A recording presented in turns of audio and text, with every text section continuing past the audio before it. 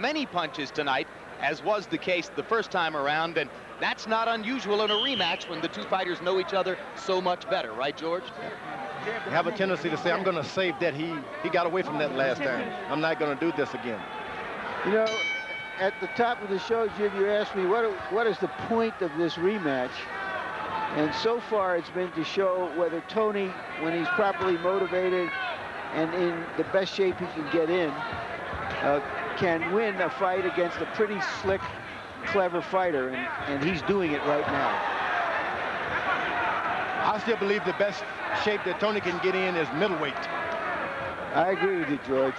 Harold Letterman through 10 rounds. What you got? Jim, 97, 93, 7 rounds to 3, James Toney. I just keep saying he keeps walking him down, taking it to him, just landing those hard jabs and the right hands underneath.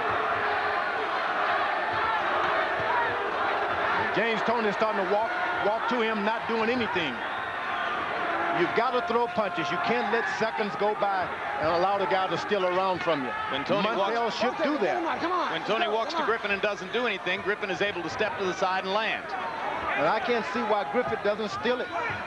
Just slap him, slap him. Tom, don't push off. Okay, step back, King. Come on. Slapping ain't going to get it anymore, George. He'd have to hit him about 500 slaps around. Good left hook by James Toney on the button. Backs Griffin up a step or two.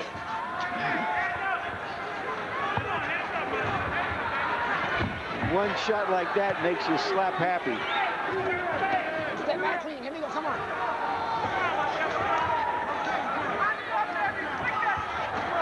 I get the feeling I've seen every sequence in every round before by now. And the ice is melting. Must leave you in a fever pitch of excitement, right, Larry? Can't you tell?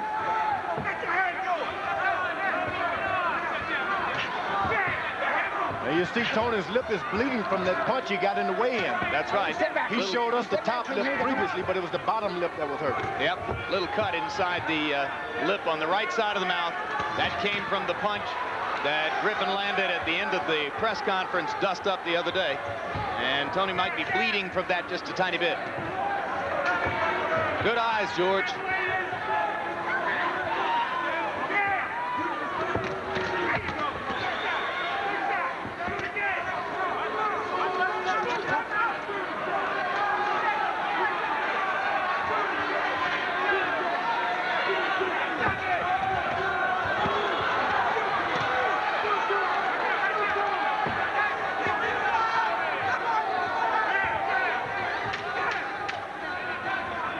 I never like to see fighters get overconfident. Hey, I've won every round. I can coast now. All right, when you step back, doesn't work like that. These judges see differently.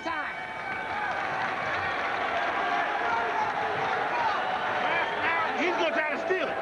You got to give me all you got now. He's going to try to steal this here. You hear what I said? No, I don't need that. Never. Give it a one. Hey, he's going to try to steal it. You know what I'm saying? All right. Get ready, James. Get jab. When the man is Montell, last round. when he's got to walk to you, use that jab. Right. Yeah, use that jab. Double jab once in a while. Yeah, we straight. But I want you to steal the show, hold the show like a champion should.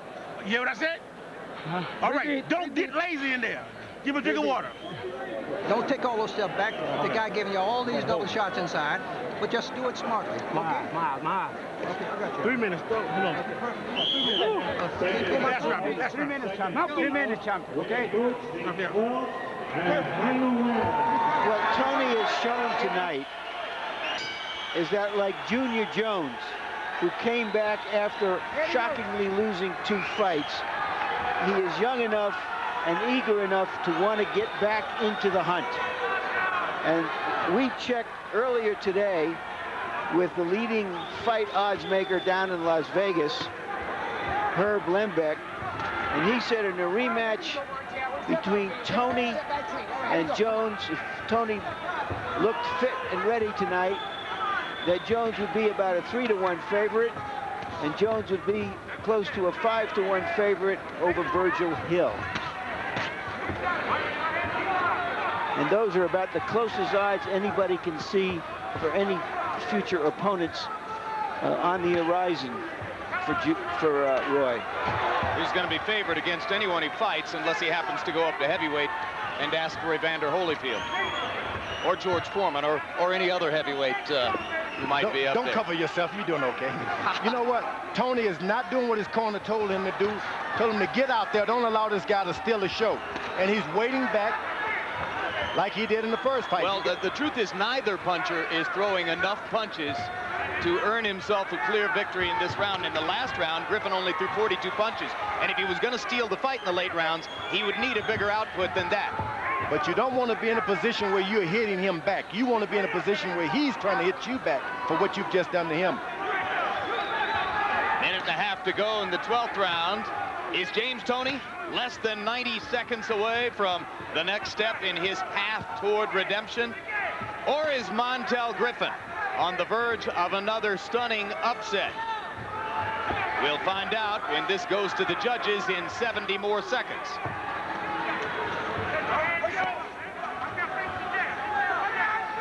There's a rumor we only have one set of judges for this fight. Jim, is that correct? One. Kind of unusual, huh? Unlike last week. Yeah, the reference is to 2 weeks ago in Florida when 2 sets of judges were required to judge the fight between Roy Jones and Mike McCallum. One from the state of Florida and one from a governing body. Well, the WBC was right at that time to look for officials from outside of Florida. Tony should pick up his feet and act energetic even if he's not. That's what the crowd is saying. Win the last round. Win the last round. Griffin should just take over and just go. What in the world is Griffin doing? Does he think he's won this fight? Oh, yeah, look at the good footwork. Well, there's the bell. That's the end of the bout.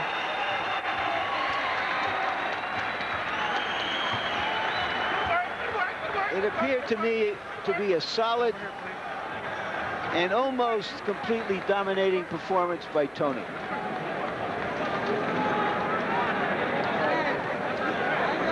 And I repeat, but I am the first word, not the last word. Last time around,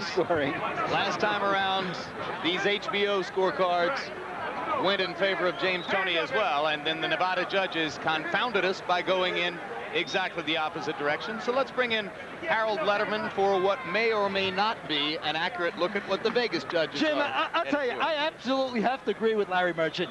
117, 111, 9 rounds to 3, a solid win for James Toney. You know, it's clean punching and effective aggressiveness. James just carried it to him. He walked him down, he backed him up, he whacked him with the left jab, hit him with some tremendous hooks to the body. And Montell kept throwing those leaping punches like Floyd Patterson used to throw. And he was so off balance when he landed. I just think he won very few rounds. On the other hand, Toney, solid punching. He carried the fight. He deserves the victory. George Foreman, you agree?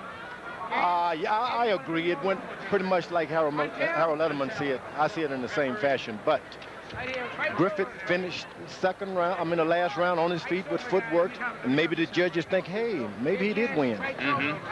So all kind of things can happen in these boxing matches. Watch your legs. Watch your legs. Watch your baby. Lady, watch your baby. Yeah, I can't go back from you. Well, right now, let's go to ring announcer Mark Barrow for the official decision of the judges. Ladies and gentlemen, here is the decision of the judges. Judge John Rupert scores it 116-112. Judge Keith McDonald scores it 116-112. Judge Doug Tucker scores it 119-109 for the WBU light heavyweight champion of the world, Montell Griffin.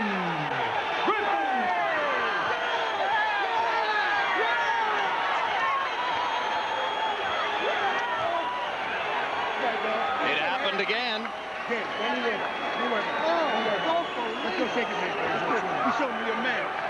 This time, our ringside observers Lettleman, Merchant, Foreman, even more convinced than the last time that James Toney had won the fight. And once again, Montell Griffin gets the decision.